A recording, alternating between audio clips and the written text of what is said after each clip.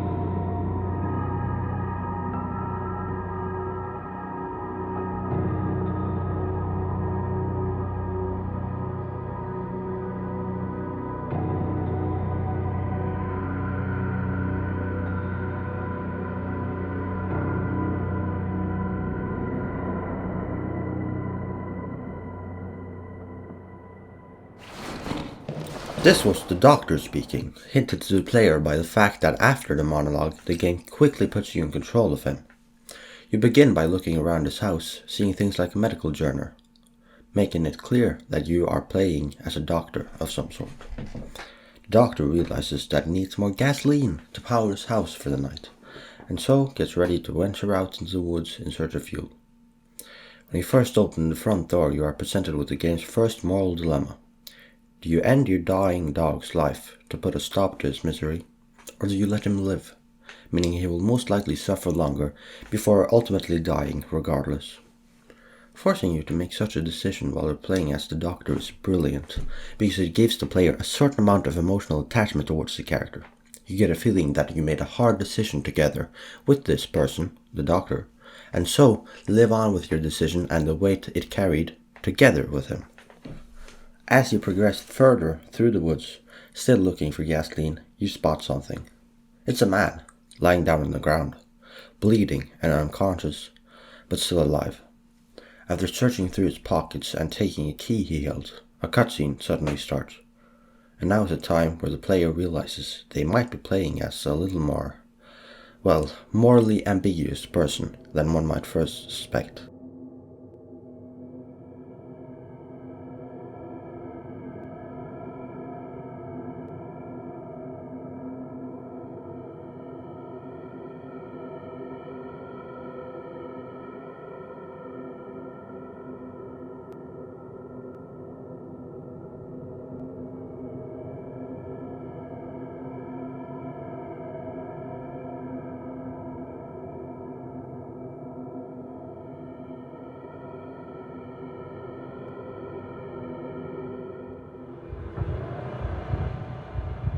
You see the Doctor tying up and beating the man, shouting at him to show where the exit is,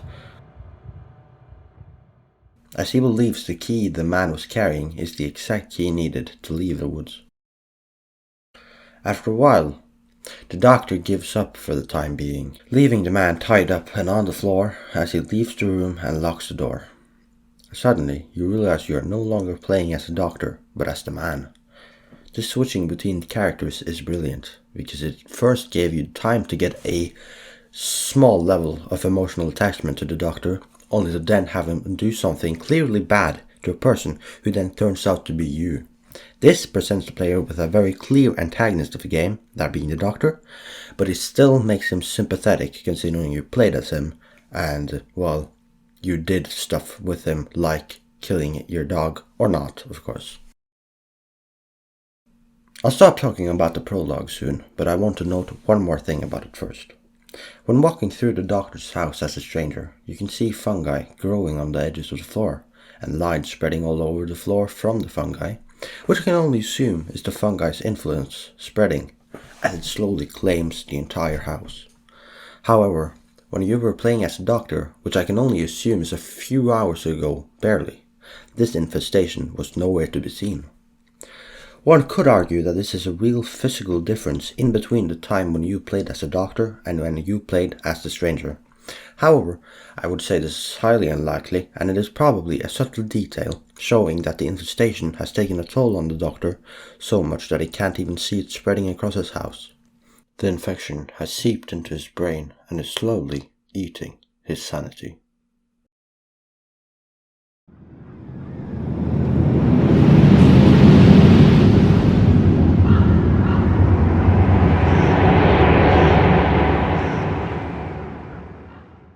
As I've continued writing the script and further working on this video, I have come to understand that it would be impossible to talk about the Doctor as the narrative's central antagonist without also talking about other characters, because for 90% of the chapter, the Doctor as a character is only delivered to you through second-hand interpretations by different characters, specifically two, both of which have jarringly different perspectives on the Doctor.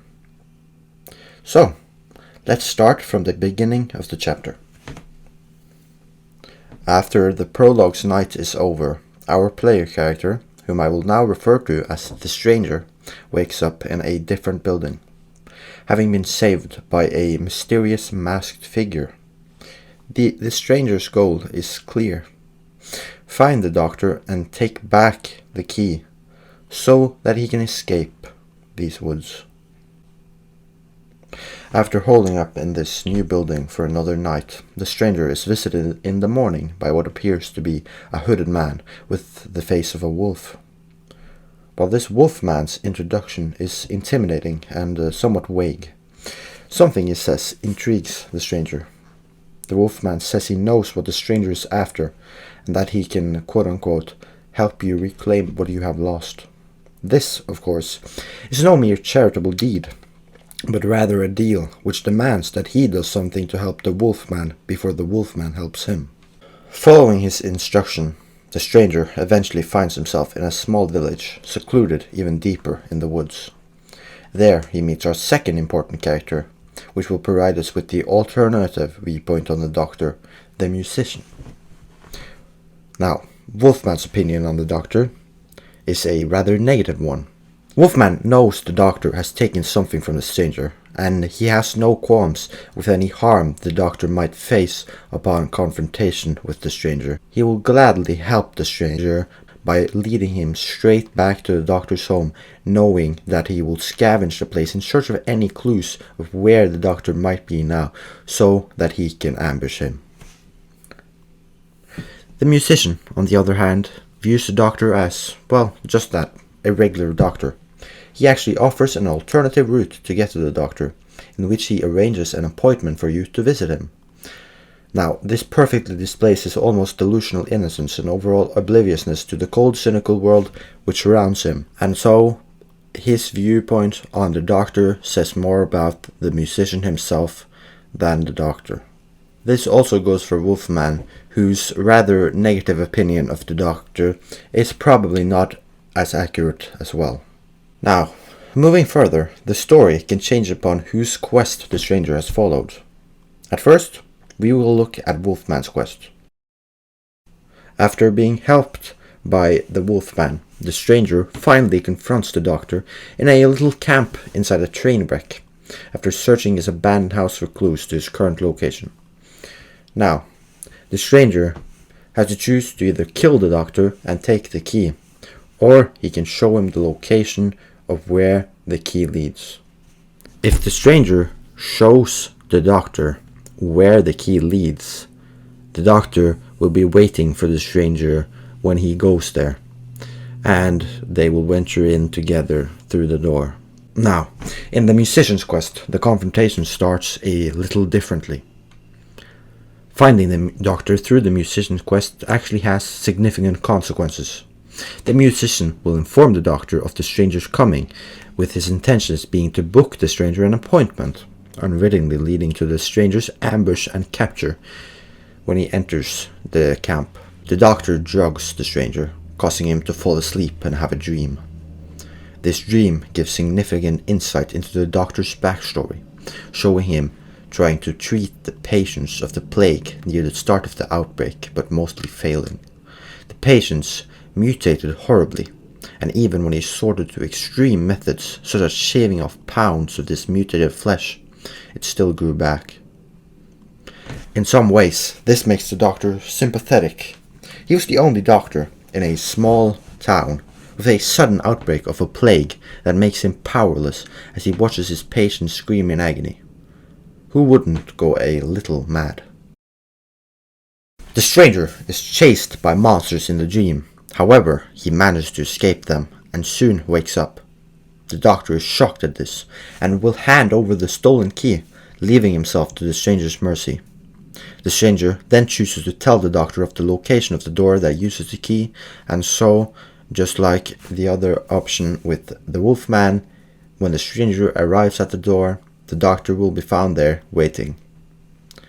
And thus begins Chapter 2. This is nearing the end for the Doctor's character, and seeing as I've already discussed what I really like about the Doctor and what I think makes him a great asset to the game, I'll wrap this up quickly by talking about the game's last few encounters with him.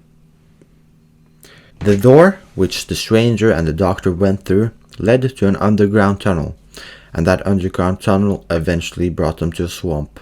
However, this swamp is unfortunately still inside these suffocating woods, and the Doctor still hasn't managed to escape the forest, no matter how hard he tries. The next time you meet the Doctor, he's, as you'd expect, bitter and paranoid, more so than usual, and showing signs of delusion.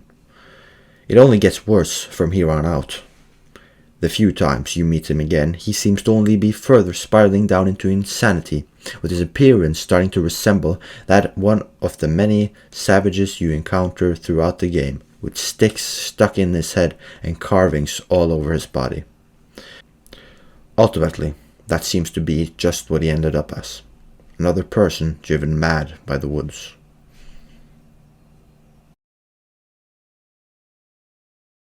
This concludes my video on the Doctor.